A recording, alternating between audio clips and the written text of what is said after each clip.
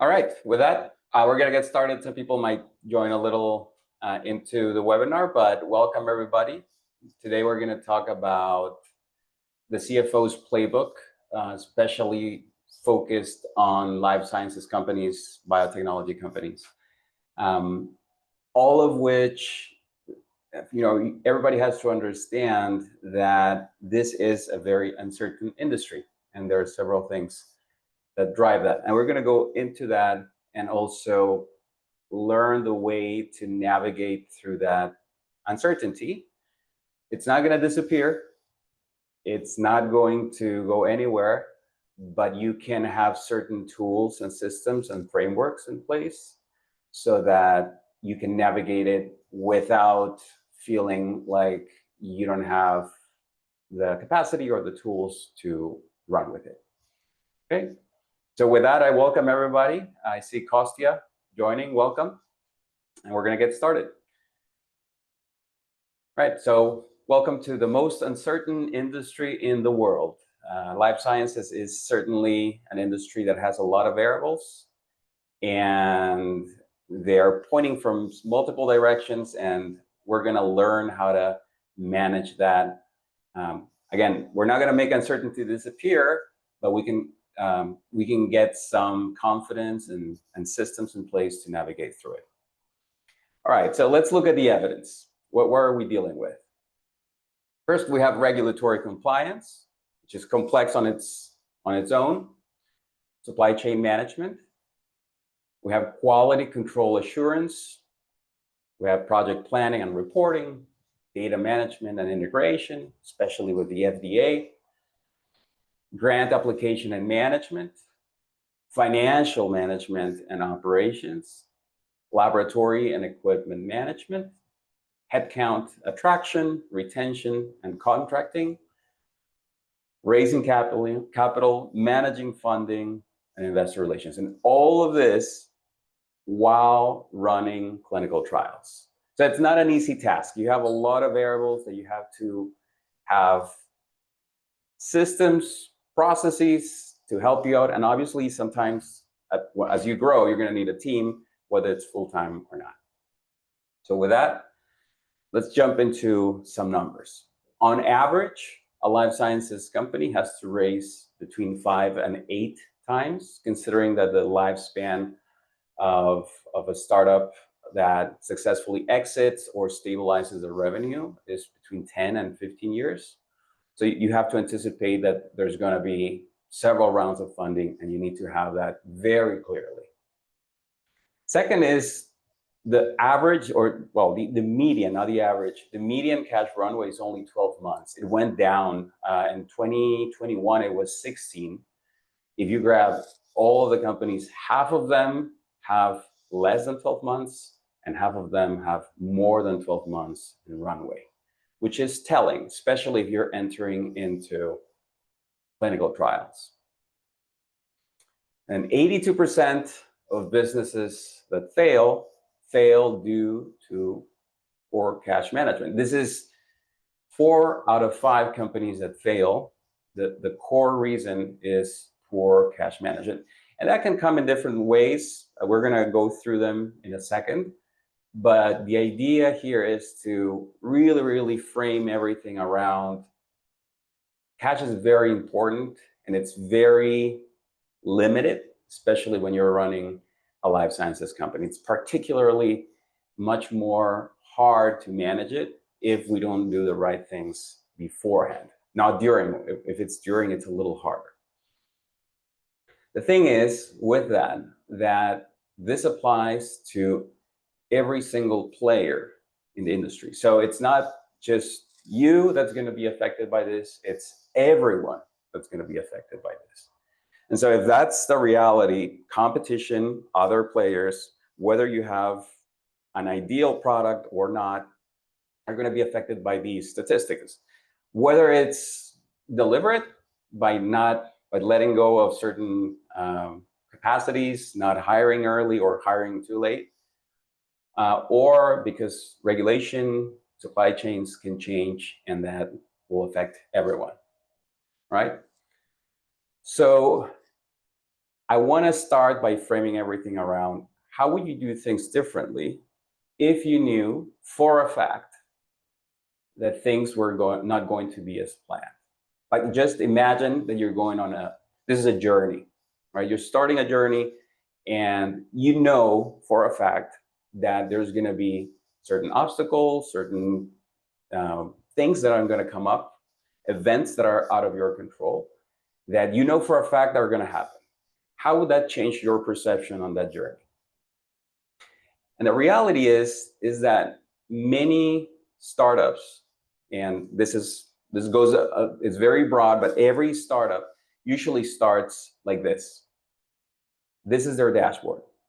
They know there's one of them is gas in the tank, the other is speed, the other is revolutions, the other is the temperature of the car.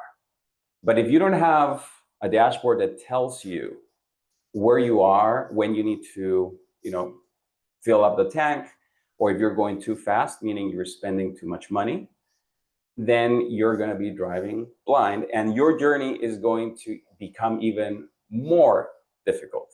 So you're adding uncertainty, which is outside of our capacity, out of our knowledge in many cases. And then the things that you could do to achieve that are not set up properly, right? So I want everybody in the audience to get this and understand that running a startup requires you to have certain things clearly. You don't need to have hundreds of variables. You just need to look at the right things at the right time. So my promise for you today is that I will show you a framework to manage your budget with confidence through uncertainty. Again, we're not going to eliminate uncertainty, but you're going to have the confidence, and you're going to have the tools and the knowledge to understand that you are going to be able to go through that journey without any hiccups that are outside of your control. Okay. So by the end of this workshop, you will learn to use clinical budgets based on milestones and not on time. That's a big mistake. We're used to seeing cash flow statements and P&Ls and forecasts based on time. But when you're talking about a clinical trial, there's a lot of things that could go wrong, especially around one of the key elements is FDA approvals might take a minute. They might need to get amended. Sometimes you need revisions on your proposals. And you need to focus on the milestone, not on the time it'll take you to get to the milestone, right? And we're going to see that later on, how we can use financial tools to pretty much be well equipped in order to navigate through the milestones without having to focus on this is going to take too long. You're going to be able to update your research forecast and plan for different scenarios. Learn how to isolate each research budget into your model. So many companies run one model and they add a line, sometimes a separate tab if you're using Excel, or a separate system in order to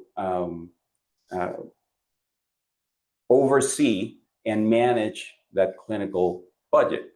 However, we need to have a dedicated framework for it, because that's where most companies slip. We're going to learn how to incorporate gated spend into any model. By gated spend, I mean having the right flags in the right place, where once you achieve a specific milestone that could be internal, not necessarily external, a milestone that you can define, then you can start hiring more people, that you can start contracting work, you can start moving into a larger lab, etc. And then we're going to focus on valuing the importance of relentless budget monitoring. And it doesn't matter if you have $50,000 in funding or 50 million. You are a preclinical phase 1 or are already commercializing products. You operate in biotech, pharma, medtech, research, health tech, doesn't matter. You are new to IND, FDA, HIPAA, or if you have already done it, you don't have enough time, budget, or resources. The idea here is to have a system that works for you and gives you the right information at the right time. So with that, I'm going to talk a little bit about my experience very quickly. I've worked for 2 decades in R&D focused industries, from life sciences to aerospace and defense to semiconductors. They all have irregular financial cycles. So it's not as easy as saying, hey, we're going to make this amount of expenses throughout the year, so just we have clear visibility.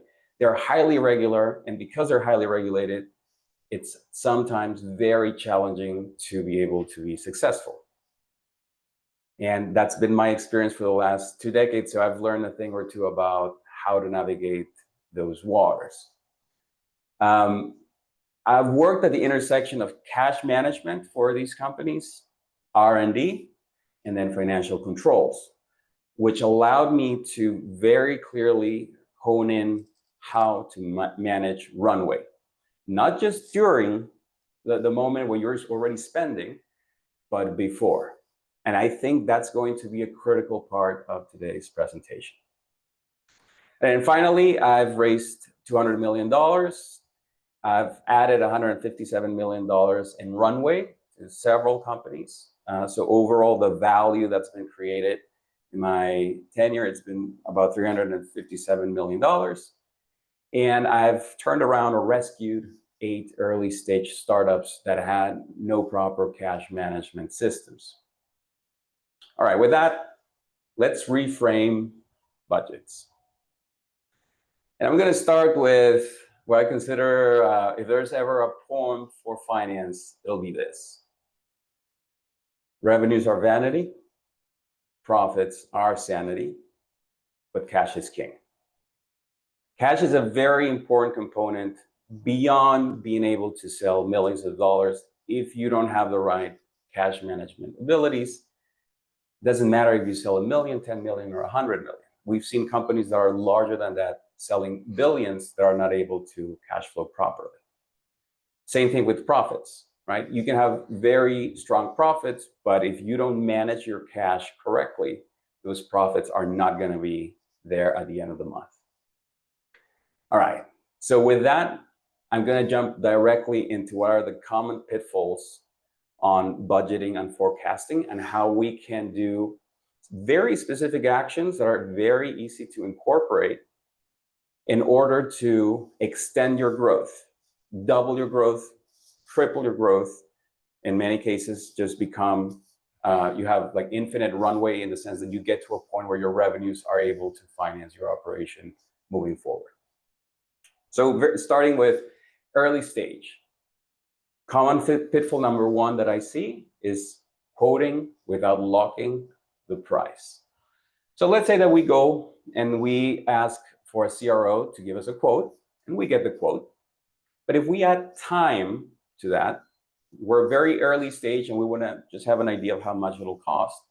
If we add time to it and we wait until we're funded or until we're ready to contract their services, or if it's a lab that we want to use, or any other type of facility or service, if we add time to that, it's very likely that that quote is not going to be valid, right? If a year goes by, they might say, hey, I have multiple clients, my prices have gone up, or I don't have the capacity anymore, so you need to go somewhere else, and then your quote goes up.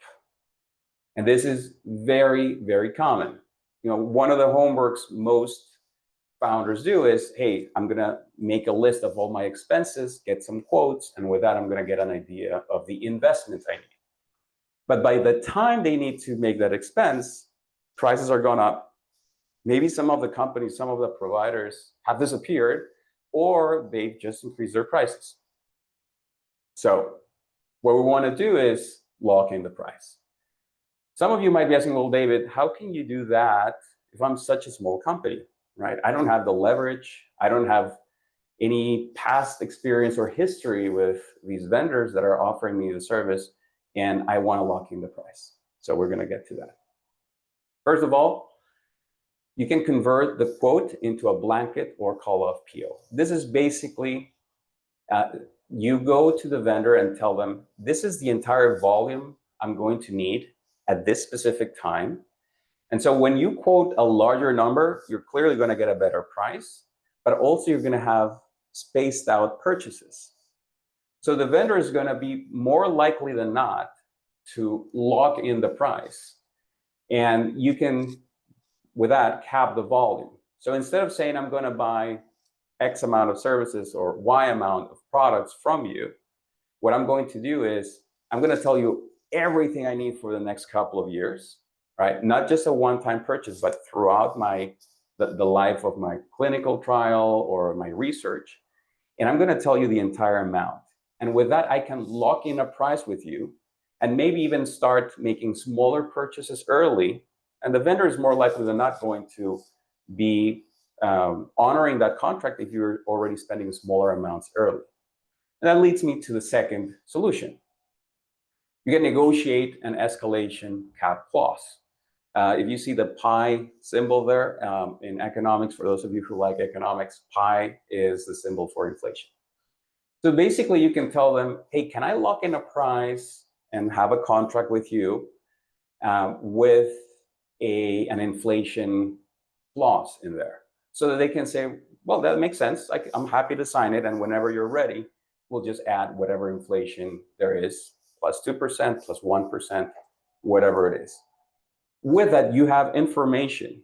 At least you have the information that your pricing is going to be known, right? If it's a year from now, it'll be inflation plus whatever rate you agree with. But it allows your vendor to be hedged and be more likely to accept the terms that you're offering. And then finally, you can offer a partial prepayment or a milestone deposit. So you tell them your entire path, just like I said with a call-off PO, but here you're making a prepayment early on if you have some cash in order to secure the contract. And who doesn't like free money, especially if you're putting that as a goodwill, and you can add a clause that says, hey, if I'm not able to perform this with you, I would like to have my money back. But they're going to have that money and they're going to use it for whatever they want it. It is a way, especially if you have a little excess cash, to secure a contract, secure your supply, and secure your price. So with that, you offset their risk, and then they could freeze their pricing for 180 days. Especially if you're paying, right? Hey, I'm not going to use it, but here is a sign, a signal that I'm giving you that you're going to be able, that I'm going to be very likely going to use your services. I just need these prices to be fixed. Here's the money, please fix them for me, and then we go forward. So what's happening? There's uncertainty, and how to solve it? We negotiate the contracts. All right, the other pitfall, no ongoing monitoring. What does that mean? Well, you're going to start with cash, and if you guys remember early on, we had a dashboard that showed no metrics, right? The dashboard didn't tell us how much gas we had, so that could be our cash. The dashboard didn't tell us how fast we were going, or we wouldn't know, at least. We can spend money, but we don't know if we're spending too much money. And there were other metrics that we can really, really hone in order to monitor our expenses. So I'm just going to give a very simple metaphor, or a symbolic example. Is a 1% deviation on a flight represents roughly a mile over a 60-mile distance. And that's about 10 miles in 1 hour, right? So especially in life sciences, if you deviate from your budget, 1% here and 1% there, over time, that can compound really quickly, and then your cash position is going to shrink really, really fast. So what do we do with that? We set an alarm system. Basically, whenever there's a trigger, whenever we're overspending, whenever we reach a milestone, whenever we identify that we need to hire or we've hired too quickly. We just set a trigger based on numbers. This is very straightforward. And so what's happening here is that we have no visibility, and we solve it by setting up alerts. And it's very easy. Like, it's, if you like Excel, you can put an Excel formula that says, hey, when this number reaches this amount, then color this cell in red. And then you have that red cell telling you, hey, there's something you need to fix. This is a very simple solution that very rarely is used. People just use this black and white spreadsheet or report that does not tell them, hey, this is something that needs to be fixed. The other common pitfall, and this is where it starts getting more in depth into the nature of clinical trials and research, is that companies don't always look at cash in and cash out carefully. Let me explain that. You have money in, you have money out, right? Very simple. Let's say that you win a grant, right? Or you get funded. And the money in is going to be, I'm going to make a number, 925,000, and then your money out is 800,000. Makes sense? You have enough money to cover the 800,000 and have a profit on top of that. So you'll say, hey, I'm cash flow positive, right? I'm receiving more money than the one I'm going to spend, $125,000 specifically. So I'm setting up this graph where I show the money in versus the money out.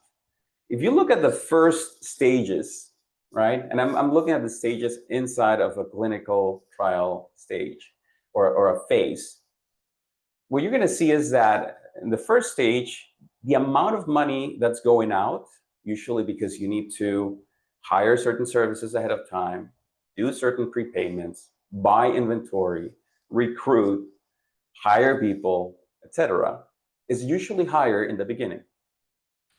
And then sometimes when you get the grant sends you a schedule and tells you, this is how you're going to get paid. And that's it. So if you look at stage one, you're getting paid $50,000, but you're spending $150,000 on that stage. There's a huge gap of $100,000 there. If you don't have the money, and let's say it's your first grant, and you don't have the $100,000 out of your savings or seed money or pre-seed money, it's going to be really hard to go from stage one to stage two. So what's happening there is that if we accumulate the funds, even though at the end you're going to be made whole with that 925,000, throughout the entire life of this research or the grant or the clinical trial, you're going to be under the water. So the space between these two curves is going to be the amount of money you're going to need from a bridge loan, credit cards, loans, working capital, friends and family, whatever it is, with the promise that at the end, you're going to be made whole. But obviously, banks, investors, bridge lenders, they ask for an interest. They want a return. And so how can we change that? Well, if we negotiate the terms, we can shift everything. If you see, we're shifting all the money in that came in the previous graph. I'm going to show that really quick. In the previous graph, most of the money came at the end, right? And that's what made us achieve, like, go over the total spend. But we can negotiate that with grants. This is something that's usually overseen. Like, people think that because it's the government or because it's an NGO, we cannot sit with them and tell them, hey, I need your cash flow to match mine. And here's mine. And you can explain to them. I have negotiated with NASA, with the Department of Defense, with the Department of Air Force, and they have very happily accepted to shift the payments because they get allocated the money. And As long as you don't go over and you're asking for more than what was originally contracted, you're going to be fine with it. The only thing to do there is that you really need to show them why, right? And so if you're able to explain to them, hey, here's my budget, these are the gray bars here. I am not able to fulfill your contract because I am a startup, so I don't have as much cash as I would like to. However, if you were able to pay me more on the early stages, that'll create a buffer for me to manage throughout the entire period. And the graph will look like this. So there's no moment in time where you are under the water. You're always creating this extra money that allows you to navigate through the entire clinical trial. So what's happening? There's a cash mismatch. How to solve it? You just negotiate. Everything is negotiable. And again, the fact that it's NASA or a government entity or a very large NGO or a very large corporation that's looking for the grant, looking for the R&D, it doesn't mean that you cannot sit down with them, share with them your schedule, share with them your quotes, and tell them, hey, I need some help here. The total amount is going to be the same. I just need you to change the way you're paying me. And because at that stage, you've probably passed with flying colors the application process, you're more likely than not to say, let's do it. Again, you just need to explain why. The other pitfall is no R&D tracking, and I'm going to go straight to statistics. 70% of R&D money is not claimed. Let's think about it for a minute. Of every $100 that R&D companies, not just in life sciences, but in aerospace, in semiconductors, in hard tech, climate tech, ag tech, they don't go back to the government, the US government, and tell them, hey, I've spent this amount of dollars, I'd like to get my R&D credits back. The reason for that is that because they don't track it, at the end of the year, when you submit your request, you think it's going to take you a lot of time to get back to the entire, and it's true, it's going to take you a long exercise to get all that money and categorize it the right way. But it's a very simple process. You can do that with your bookkeeper and tell them, hey, whenever we spend in this line or that line, or whenever I tell you, I want you to flag this, label it in QuickBooks or label it in NetSuite or Xero. I want you to flag it and mark it as R&D expense. And then if you need to disaggregate that a little bit, because it might be a bill of $100, but only 80 apply, you can tell them just that. This is an early habit that'll yield you a lot of money, especially now that the new ceiling for R&D credits has gone up. Now the new ceiling is $500,000. So if you think about it, how much could you fund with $500,000? It could be your entire team for 2, 3 months, 6 months, depending on how large your team is. It could be getting more trials, or sorry, more experiments, more testing, getting into more depth, just because you just asked your bookkeeper, or you decided to bring in the habit of saying, let's categorize this as R&D and non-R&D. And so with that, the effective R&D credits from total R&D spend range between 11 and 16. The regulation says that it's between 14 and 20, but this is the effective, right? Usually there's some revisions and they tell you cannot put this into R&D. You get the form back, adjust it, and then it's done for you. This is something that obviously you can ask your bookkeeper, you can ask a consultant to do for you, and then you just need to run your business like you would, just give them the indication that you need to track these. Now imagine that all of your R&D, which is the largest portion of your spend, you can reclaim 11 to 16%. So you would effectively be spending 89 to 84%. All right, so what's happening? There's no tracking. How to solve it? You just need to create the habit. Build the habit from the beginning.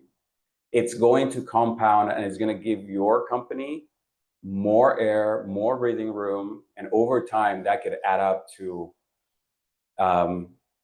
not just runway, but the capacity to do better testing, better get into trials with much more confidence, knowing that you're going to be able to get money back at the end of every year. And this one is the biggest one. Okay, I've left the largest for the end. No scenario planning. Remember that we started this webinar saying that we have a very uncertain field of work, right? And if we don't plan for what could be the worst possible scenario and what could be the best possible scenario, we're going to be just basing our strategy on hope. I hope we get the best possible scenario. I'm an optimist by heart, but experience has taught me to remain optimistic, but also plan for the worst. That makes you 2 times more optimistic, because now you know that if something happens, you have a backup, you have a system that's going to take care of that. So let's jump into this. 80% of clinical trials are delayed. Right?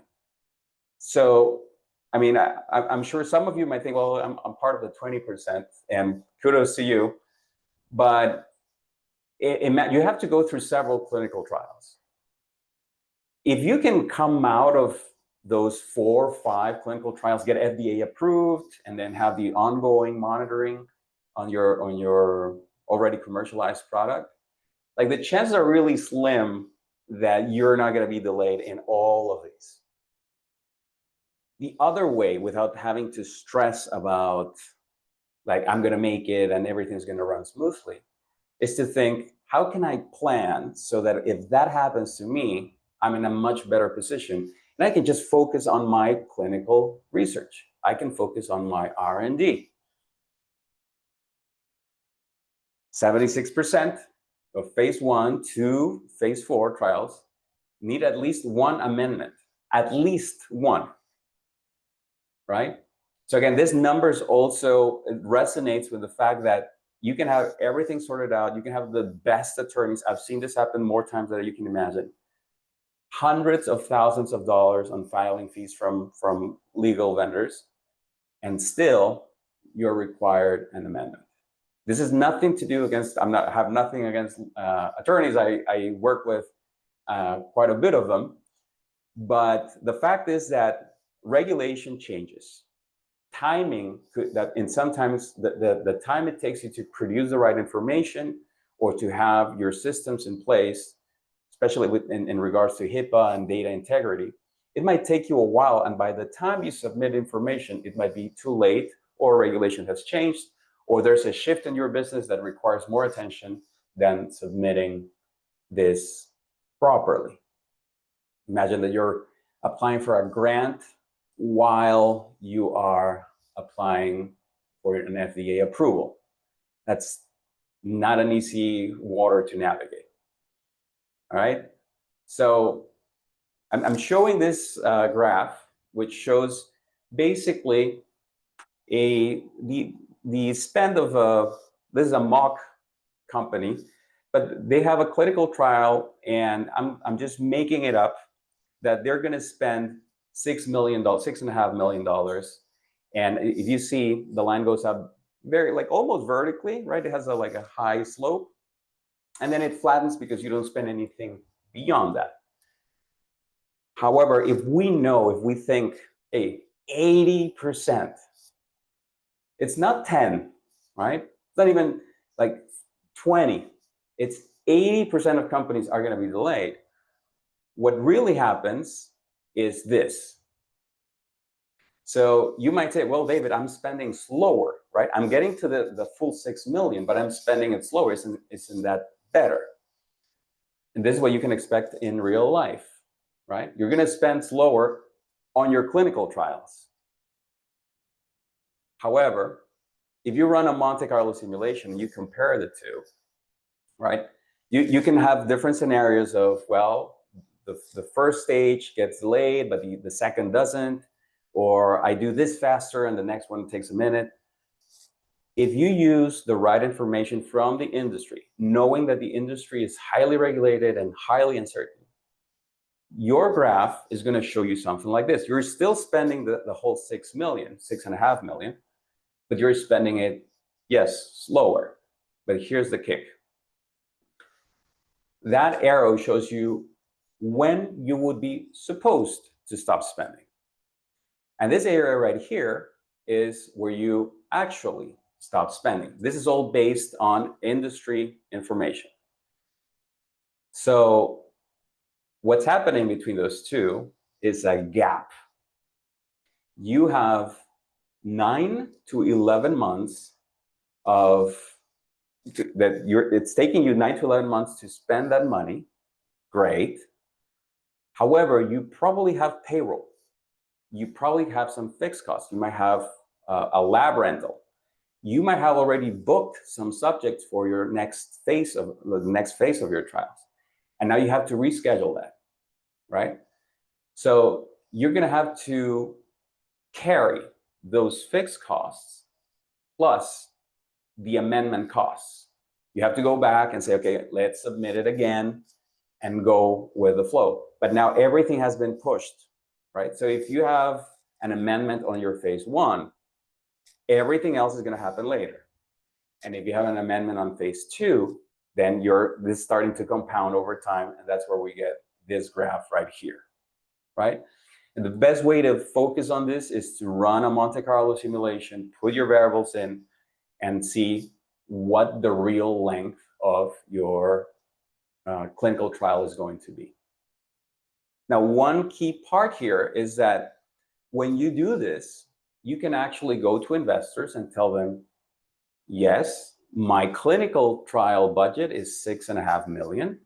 However, based on the information in the industry, we expect it to be delayed. Now, they might say, well, this is unacceptable. This is not right. You should be able to get everything through.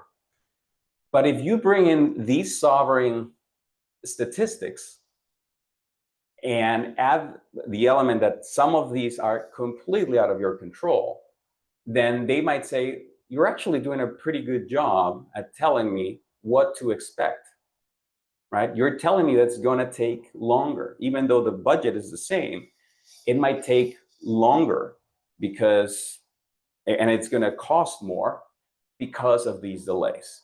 So you're still spending the 6.6 on paper, but you have to add the amendments, recruiting of new patients, some fixed costs, break some contracts, and whatnot. But if you're able to show it to an investor, the narrative changes. You're not hiding things that are very well known by investors. Some investors are chartered financial analysts, CFAs, and they understand the importance of modeling, not just the conservative, likely, and an optimistic scenario, but modeling 10,000 possible outcomes and telling them the probability that we're going to finish this in 18 months is 50%. The probability that we're going to finish it in 9 months is 5%. So if you're able to show that to them, it brings confidence to the table because you know your industry, you know what it's going to take, and you're also showcasing that your budget of 6.5 is going to come up short. And this is why. All right, so let's go back to this. So fixed cost plus amendment cost, and there's other hidden costs. You might need to re-recruit your patients. And so the mean direct cost to run a clinical trial is $40,000 a day. Right? This is the mean. This includes the billion-dollar pharma, and it includes early stage startups. In some cases, this number might be 5,000 a day. So you're spending around 1.8 million, 2 million a year. But the reality is that on average, you should be spending about overall $6 million over a period of 18 months to 24 months. So think about it. Every day that you delay, it's an extra $40,000 that you need to put in place, plus carrying costs of your payroll, your lab, etc. The median delay of companies that complete trials, those that completed, by the way, not those that are left in the middle of the race, is 12.2 months. Sorry, I missed the unit of measure here, but it's 12.2 months a year, right? And some change. So if you know this, and this is coming from companies that complete trials, in many cases, these companies have to raise bridge loans, raise more equity, and because they're distressed and they're in the middle of a trial, excuse me, they are probably going to give more equity away than they should. You can see the light at the end of the tunnel, but you need an extra $3 million to complete your clinical trials. That position is really, really unlevered, right? You don't have a lot of leverage. When you go to an investor or a bank or any type of lender, you're going to be in a position of disadvantage. They're going to see it and say, well, I'm going to, my interest is going to be 15, 20, 25, 30%, and I need some guarantees, right? It can be personal guarantees, and now your personal equity gets in the line. Okay, 43% of Series A companies needed bridges, right? And this is in 2024. These are companies that already, they've gone through a couple of hoops. They probably won some grants. They're already getting a little warmed up with the dynamics of running their business. And still, 43% needed bridge loans, right? Or a bridge influx of cash. And a final statistic here is 75% of companies need a late stage remediation. So we're getting towards the end of the submissions and reviews and everything. 3 out of 4 companies need to have this reviewed. And so you've gone almost till the end of the process, hoping that everything is going to run smoothly. And then they come back to you towards the end, not even at the beginning, and tell you need to do an amendment. So now the clock resets, and you need to have that extra runway to navigate through those additional lengths. What's happening? There's no proper scenario planning. How to solve it? We create Monte Carlo simulations. All right, let's do a quick recap. We're almost at the top of the hour, and I want to be able to give you guys a Q&A. All right, let's go. So quick recap. We have learned how to set budgets based on milestones and not on time. We have seen the impact of not including scenario planning. We just saw that previous example and those graphs. We have shown the importance of having standalone research budgets instead of having them embedded into a larger financial model that incorporates other variables. It just waters down the relevance of focusing and having a dedicated system focused on your clinical trial, which is the most important activity you can have for your business. It's where you create the most value. We have also walked you through the importance of having a gated spend. So once you finish a stage, then you can unlock the cash for the next stage instead of saying, let's make a pre-purchase or let's secure something before we get fully out of the gates. And then we have learned the importance of constant budget monitoring. So the too long don't read is you need to raise more than you think you have. The best way to do it is to just incorporate what the incremental costs based on data, on real data, not on hope, right? Paper can, you can put on an Excel file whatever number you want, but it's not based on reality. Reality is telling you something else. So if you're able to raise more by telling investors, hey, this is the budget on paper, but we expect these delays, and this is what they are going to cost, then your actual raise might go from 3 million to 5 million or 10 million. And believe it or not, sometimes when you go to a higher number, it's easier to get to higher quality investors, especially because you're sharing with them what the risks are.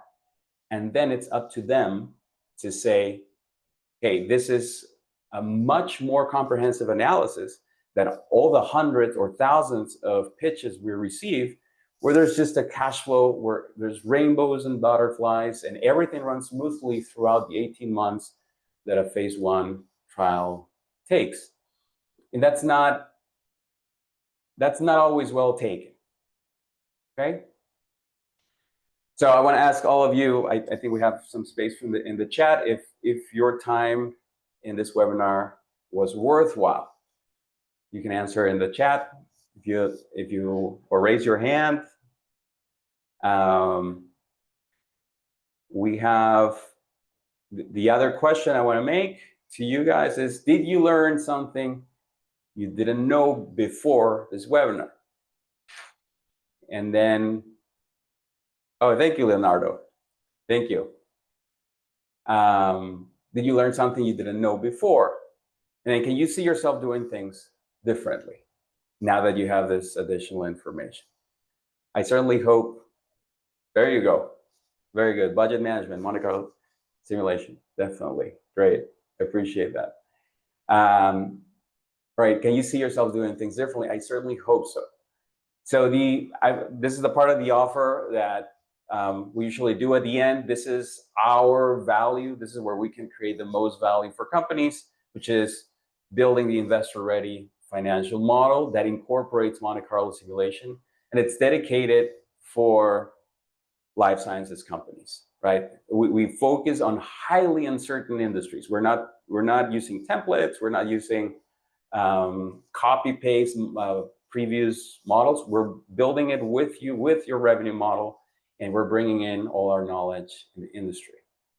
The exclusive bonus that comes with this is that you're going to have a dedicated dashboard with an alert system that will tell you exactly what's happening 24/7 while you're asleep. You're going to get notifications when there's a trigger. It can be good news too. It can be, hey, you achieved the milestone. We have completed the phase 1, or we started our revenue, right? We started making money.